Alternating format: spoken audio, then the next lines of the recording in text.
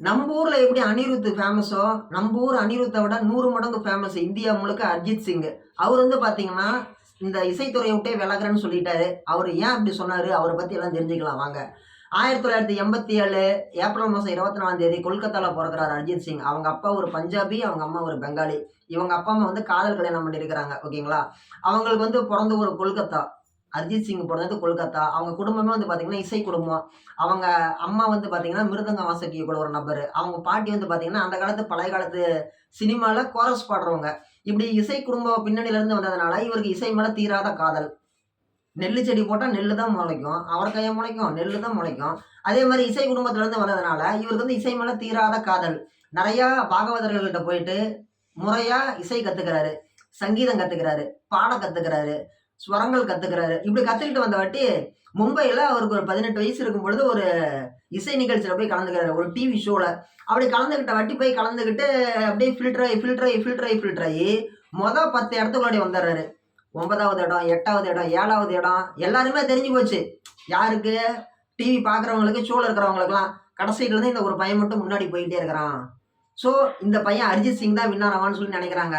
அந்த பையன் 6வது இடத்துக்கு போன உடனே, ஒரு எதிர்பார்க்காத ஒரு சிச்சுவேஷன்ல, ஒரு ஜட்ஜ தவிர மீதி எல்லா ஜட்ஜும் நெகட்டிவ் கமெண்ட் குடுத்து அந்த பையன வெளியில அனுப்பி விட்டுர்றாங்க.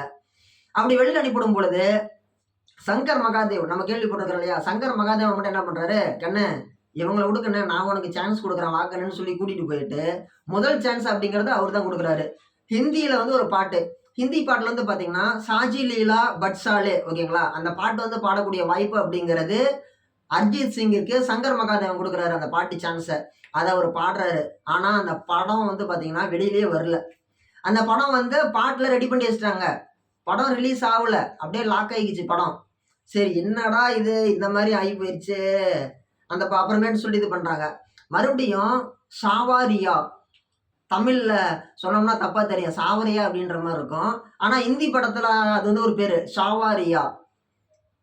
அந்த சாவாரியா படத்துல இவரு ஒரு பெரிய பாட்டு பாடுறாரு. அந்த பாட்டு வந்து பார்த்தீங்கன்னா, ஒரு ஆடியோ லான்ச் மாரி வைக்கிறாங்க. மிகப்பெரிய ஒரு வரவேற்பு. ஆனா அந்த படம் ரிலீஸே ஆவல. அந்த படம் ஹிந்தி படம் எதிர்பார்க்காத காரணங்களால, இன்னைக்கு எப்படி விஜய் நடிச்ச ஜனநாயகம் படம் 7.5ல மாட்டிக்கிச்சோ, அதே மாரி வந்து பார்த்தீங்கன்னா, அந்த சாவாரியா அப்படிங்கிற படமும் வந்து பார்த்தீங்கன்னா, ரிலீஸே ஆகல. ரிலீஸ் ஆவாமலே போயிருச்சு கடைசி வரைக்கும். அதுக்கப்புறமேட்டு, என்னடா இது நம்ம கை வைக்கிற இடம்லாம் கண்ணி வெடியா இருக்குது, கால் வைக்கிற இடம்லாம் கண்ணி வெடியா இருக்குது. நம்ம எத செஞ்சாலும் இப்படியே ஆகுதுன்னு சொல்லிட்டு, ஆல்பம் சாங் நம்ம ரெடி பண்ணலாம்னு சொல்லிட்டு ஆல்பம் சாங் ரெடி பண்றாரு. சரி ஓகே, அவரு ரெடி பண்ண ஆல்பம் சாங்காச்சும் ஹிட் அடிச்சான்னு சொல்லி கேட்டீங்கன்னா, அவரு ரெடி பண்ண ஆல்பம் சாங்கும் ரிலீஸ் ஆவல.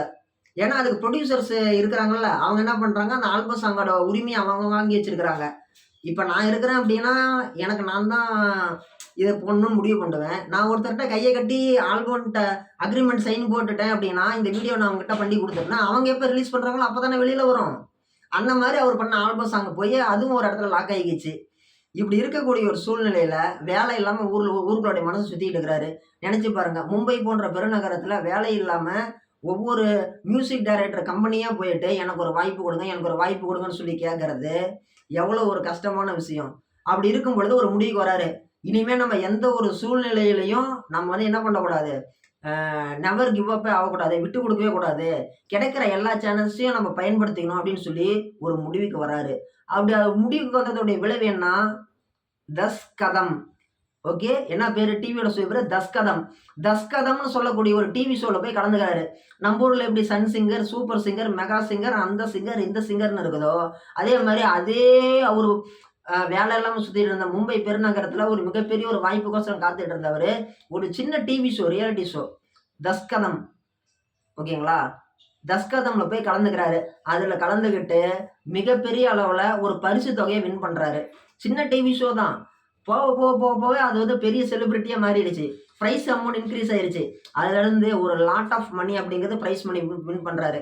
இப்ப எப்படி அந்த அந்த கண்ணு பொம்மை போட்டு ஒரு சம்திங் பிக் பாஸ் அதுல ஓடிட்டு இருக்குது. அந்த பிக் பாஸ்ல எப்படி அந்த பிரைஸ் மணி 50,00,000 குடுக்குறாங்க. அதே மாரி மும்பைல தஸ்கதம் ஷோல இருந்தவருக்கு அவருக்கு ஒரு ஃபர்ஸ்ட் பிரைஸ் ஒரு லாட் ஆஃப் மணி வந்திருக்குது. அந்த பணத்த வாங்கிட்டு வந்தவரு என்ன பண்றாரு, நம்மளுக்குன்னு ஒரு இடம் வேணும் அப்படின்னு என்ன பண்றாரு, ஒரு அடையாளத்த உருவாக்குறாரு. தங்கிட்ட இருக்கிற பணத்த வச்சு மியூசிக் குரூப் ஒண்ணு ரெடி பண்றாரு. மியூசிக் ஸ்டூடியோ ரெடி பண்றாரு. சாங்குக்கு புரொடியூசர் ஆகுறாரு. என்ன சாங் ப்ரொடியூசரு? இப்ப சாங்ல சினிமால பாட்டு எடுக்குறாங்க இல்லையா? அவங்கள மாரி இருக்கவங்க கூட போய் இவரு ஜாயிண்ட் ஆகுறாரு. உள்ள அப்பதான் ஒரு என்ட்ரி ஆகுறாரு.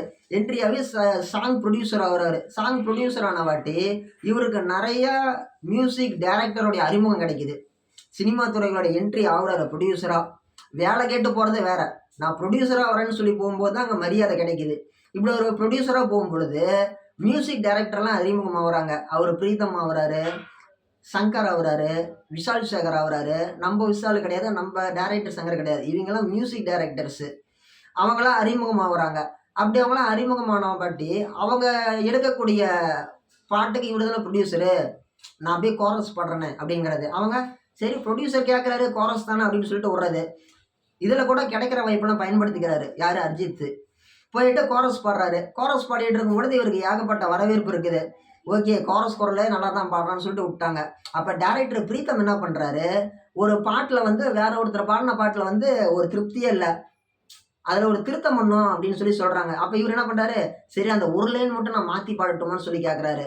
சரின்னு சொல்லிட்டு உள்ளாடி ஸ்டூடியோக்குள்ள வந்து அந்த இப்படி காதுல வச்சுட்டு பாடுவாங்களோ அங்க வந்தாட்டி அஜித் கேட்கிறாரு, அரிஜித் சிங் கேட்கிறாரு, ஏப்பா அந்த ஒரு பாட்டு நான் பாடி காட்டுறேன், எனக்கு ஒரு சான்ஸ் கூட, இது ரிலீஸ் பண்றியோ இல்லையா, நான் பாடுறதேச்சும் கேளு அப்படிங்கிறாரு. சரி என்னடா பண்ணி தொலைகிறது, ப்ரொடியூசர் ஆகி போயிட்டான். சரி பாடு அர்ஜித் அப்படிங்கிறாங்க. இவரு பாடுறாரு அந்த பாட்டை. ஒரு லைன் திருத்தம் பண்ணணும்னு வந்த மனுஷன் ஒரு பாட்டையே நான் பாடி காட்டுறேன், கேட்டுட்டு நீ அடுத்த முடிவுக்கு வாங்குறாரு. கிடைக்கிற கேப்லலாம் ஆப்பு வைப்பாங்கம்பாங்களா, அந்த மாதிரி கிடைக்கிற எல்லா வாய்ப்புகளையும் தனக்கோசரம் பயன்படுத்திக்கிறான் மனுஷன் அர்ஜித். ப்ரொடியூசர்னு உள்ளாடி வராரு, கோரஸ் பாட வாய்ப்பு கேட்கறாரு, ஒரு லைன் திருத்துவியான்னு கேட்கறாங்க. உள்ளாடி வந்து அந்த ரூமுக்குள்ளாடி போயிட்டு நான் ஒரு பாட்டையே பாடுறேன், காது கொடுத்து கேளு அப்படிங்கிறாரு. கிடைக்கிற வாய்ப்பெல்லாம் பயன்படுத்திக்கிறாரு. இவரு பாட்டை பாடி காட்டுறாரு. பாட்ட உடனே அவரு பாடின உடனே டைரக்டர் பிரீத்தமுக்கு ரொம்ப பிடிச்சி போச்சு. ஏய் யாரா நீ, எந்த ஊருக்காரன்டா இப்படிலாம் பாடுற, டேய் சூப்பர்ரா அப்படின்னு சொல்லிட்டு இனிமே எல்லா இதுக்கும் நீ தான் பாடுறன்னு சொல்லி அர்ஜித்தை டைரக்டர் பிரீத்தம் வந்து புக் பண்றாரு. அப்படி புக் பண்ண வாட்டி அவருக்கு வந்து ஒரு மிகப்பெரிய ஒரு விஷயம் என்னது, ஒரு ஃபர்ஸ்ட் மூவில அவர் பாடுறாரு டைரக்டர் பிரீத்தம். அந்த ஒரு லைன் திருத்த வந்து அந்த பாட்டையே பாடினார்ல, அவரு பாடின படம் 2 வருஷம் கழிச்சு தான் ரிலீஸ் ஆகுது. ஏற்கனவே அந்த மனுஷன் எங்க போனாலுமே 1 வருஷம் 2 வருஷம் தள்ளி தள்ளி தான் எல்லாமே லேட்டா தான் நடக்குது. அப்படி இருக்கக்கூடிய சூழ்நிலையில இவர் பாடின முதல் பாடலும் 2 வருஷம் கழிச்சு தான் ரிலீஸ் ஆகுது. அதாவது முதல் படத்துல பாடின பாடல், டைரக்டர் பிரீத்தம் வாய்ப்பு கொடுத்த முதல் படத்துல பாடின பாட்டு 2 வருஷம் கழிச்சு தான் ரிலீஸ் ஆகுது. அதுக்கு இடையில இன்னொரு பாட்டு பாடுறாரு இன்னொரு படத்துல. அந்த படத்தோட பாட்டு பேர் வந்து பாத்தீங்கன்னா மிகப்பெரிய ஒரு ஹிட், தும் ஹியோ. தும் ஹியோ அந்த பாட்டு வந்து பாத்தீங்கன்னா பட்டி தொட்டி பூரா ஃபேமஸ். இப்ப நம்ம ஊர்ல எப்படி தங்கமாரி உதறி அந்த தனுஷ் அவர்களுடைய பாட்டு ஹிட்டு, ரஜினிகாந்த் நடிச்ச ஒருவன் ஒருவன் முதலாளி அவர் பாட்டுல ஏகப்பட்ட பாட்டு ஹிட்டு. இப்ப எப்படி நம்ம ராமராஜன் படத்துல வர எல்லா பாட்டும் ஹிட்டு, அந்த மாதிரி அவரு பண்ண தும்கியோ அந்த பாட்டு வந்து பாத்தீங்கன்னா ஹிந்தி பேசுறவங்க இருக்கிற ஊர்ல பூரா பட்டி தொட்டி பூரா ஃபேமஸ். எப்படி பட்டி தொட்டி பூரா ஃபேமஸ். மனுஷன் பெரிய ரெக்கார்டு பிரேக்கே படைச்சிட்டான். அவன் குரலுக்கு எல்லாருமே அடிமையாயிட்டாங்கன்னு சொல்லலாம். அந்த அளவுக்கு ஒரு மிகப்பெரிய ஒரு ரெக்கார்ட் பிரேக் அப்படிங்கிறது அவருக்கு வந்துருச்சு. அப்படி அவருக்கு அந்த வந்த வாட்டி மிக பிஸியா இருக்கிற மனுஷன், ரொம்ப ரொம்ப பிஸி. அப்படி பிஸியா இருக்கக்கூடிய ஒரு சூழ்நிலையில அதிகபட்சமா ஒரே நாள்ல 16 பாட்டு பாடி ரெக்கார்டு பண்ணிக்கிறாரு. இந்தி சினிமாவில் இருக்கக்கூடிய பாடகர்கள்லயே 16 பாட்டு பாடின ஒரே நாள் ரெக்கார்டுல 16 பாட்டு பாடி ரெக்கார்டு பிரேக் பண்ணேன்னு சொல்லி இவரு பண்ண விஷயத்த செய்தியெல்லாம் கூட போட்டு காமிச்சாங்க. கிட்டத்தட்ட இது வரைக்கும் 700 பாடல்கள் உலகத்துல இருக்கக்கூடிய பல்வேறு மொழிகள்ல பாடியிருக்கிறாரு.